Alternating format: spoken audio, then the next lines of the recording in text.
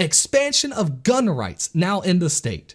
That's right. All right. So here's the thing. You might not know this. In North Carolina, if you want to go buy an the scary AR-15.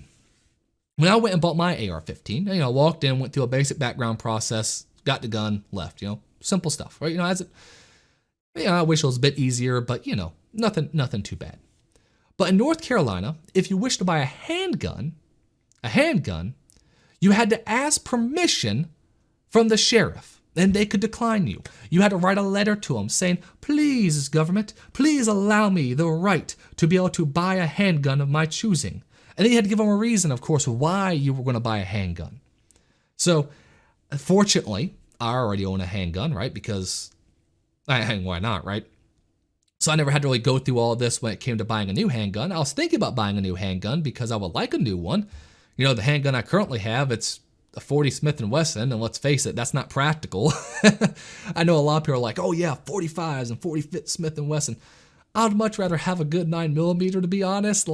It's really easy to control. I know someone might call me a wuss, but I have a hurt hand right now anyway, right? It'll be good to have a smaller caliber than a 40 Smith & Wesson, right? And don't get me wrong, I love the gun. It shoots great. It's a Walther. It feels great, but it's not a practical gun. I would love just to have a nice Glock, or even one of those smaller, concealed guns like the Shield that can really work well for concealed carry. That's what I'd much rather have. But I never bought one because I never wanted to sit there and have to ask permission to buy one. That was kind of my thing, right? I felt it was just so ridiculous. I never even considered buying a new handgun. But now, thanks to the change of laws, you can just go in there and buy a handgun like any other gun. So you no longer need to get a permit from your sheriff to buy a handgun. North Carolina law also changed where you can take those guns and how you have to store them.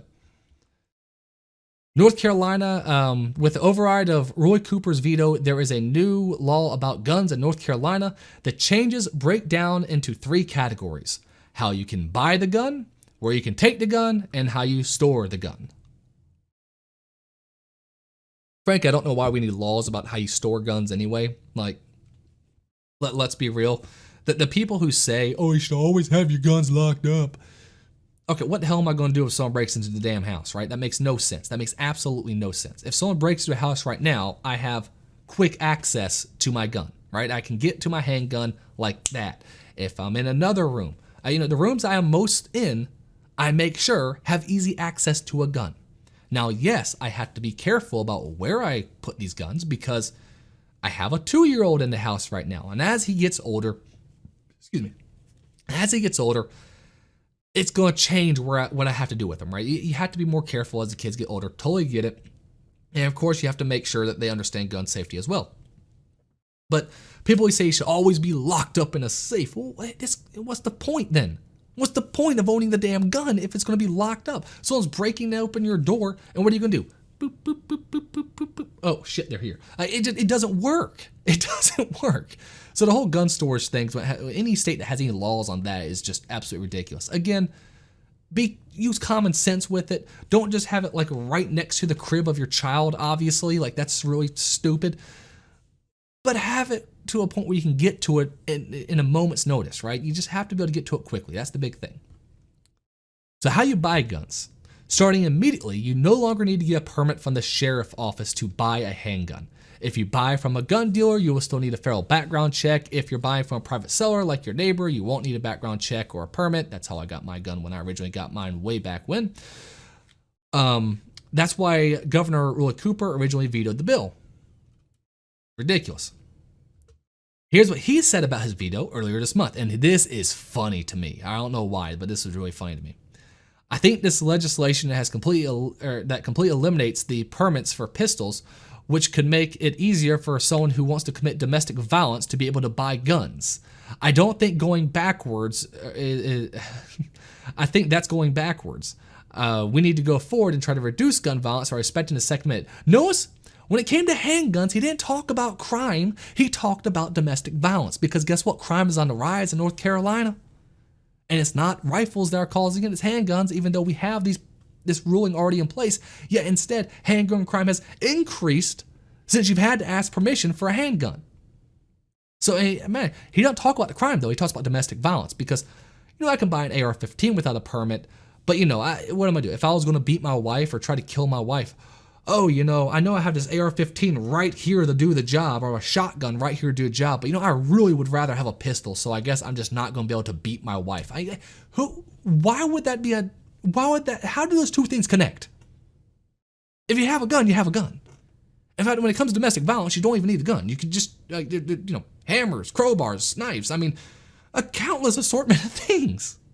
Not being able to have access to a pistol, the only person that hurts in that case is the person being abused. All right, the woman isn't going to be able to easily get a hold of the man's shotgun or AR-15 or any of that stuff if he is abusing her. What she can easily get a hold of and what she can easily conceal is a handgun. So wouldn't it be great when if a woman who was being attacked by her husband, who was being beaten by her husband, who was being abused by her husband, being, her life threatened by her husband, wouldn't it be great if she had the means to be able to go to a store, purchase a handgun, come back home, and be able to have the means to defend herself while she collected her stuff and tried to get out of there? Isn't that what we would want more of?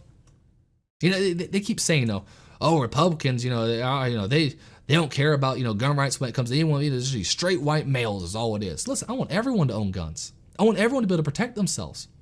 When it comes to this domestic violence issue, allowing it to be easier to buy handguns helps the women who are the victims of this domestic violence. But of course, he has to jump to something else other than crime, because then that would show, of course, the rises of crime and who's committing that crime, which you have to be careful about how you talk about that right now. Yet in North Carolina, that is still a major, major, major issue, especially when you start looking at our cities, especially when you looked at the Summer of Love. All right, who's committing? Every city in North Carolina has been having a massive crime increase. Every city. All right, you're talking from places like Charlotte, massive crime increases, Raleigh, massive crime increases, Greensboro, massive crime increases. You go all the way over to the coast where you got these small cities like my old stomping grounds of like Elizabeth City and stuff like that. That place has turned to a total crap hole. It was already kind of bad, to be honest, when I was there, but it had its good parts too. But frankly, now it is just awful. It is terrible. It's the same way across all these small towns, across all these small cities, across all these big, everywhere across the state. You're basically seeing gun crime has increased with this ban still being in place. What I would much rather have is when I hear a story about someone who I know who has someone mug them while they're just, out doing their thing, I want that person to be able to pull their gun and protect themselves. I want it to be easy for them to acquire that gun to protect themselves, and I want them to, I better be careful about how far I go with that. Let's just say, I want them to defend themselves. Let's just put it that way. I want them to not be hesitant in defending themselves and their livelihoods and their property and their family and their own life as well. Luckily, we do have pretty solid stand your ground laws in North Carolina. Obviously, it depends on where you're at in the state, whether you'll actually get away with it. Unfortunately, that's the reality. Our judicial system kind of sucks. You could be not breaking any law whatsoever, yet still get convicted because you have the wrong jury or the wrong judge. And that's just the reality of it, right? But,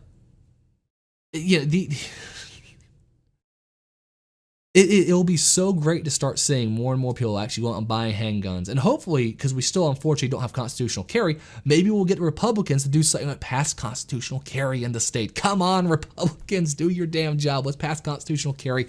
Let's get ourselves back up there. I think it's like over 20 states. I think it's over 25 states now have constitutional carry.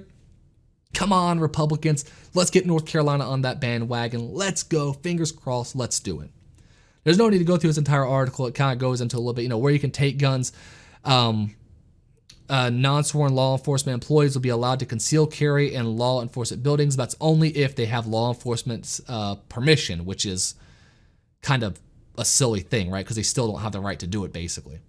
People will be able to carry their guns at churches that share a property with a school building, so long as school is not during school hours. So very simple stuff like that. And then they're expanding initiative to try to teach people about safe storage by using, of course, taxpayer dollars to push, what was it? Let's see. It's all about gun safe requires, yada, yada, yada. A 2-year safe gun storage initiative which tells the creation of a website and toolkit of information for your local committees. So a bunch of BS that no one's ever going to look at, right? I mean, the people who need to hear the people who aren't already storing their guns safely, it doesn't matter how many commercials you have, doesn't matter how many websites you have, that's not going to change their mind, all right? I'm just going to put out there, if someone's just leaving their fucking gun, sorry, I'm cussing now. If someone's just leaving their gun, like right there on the counter, and then just walking away, like in their kitchen, none of these initiatives are going to do jack. This is just a way for them to, of course, use more taxpayer dollars so they can say, look, we're doing something about it. Because, of course, the government has to do something. Absolutely ridiculous idea.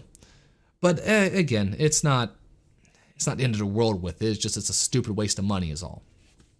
But yes, this is North Carolina right now. So that's the three things I wanted to talk about with North Carolina. We got voter ID laws in the state now. We got an abortion ban in the works, right? We have now the ability to purchase handguns without asking permission from our damn sheriff, right?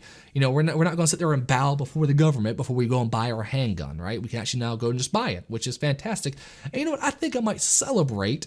And maybe sometime in the next month or two, I might go and actually get that Glock I've been wanting. We'll see. We'll see.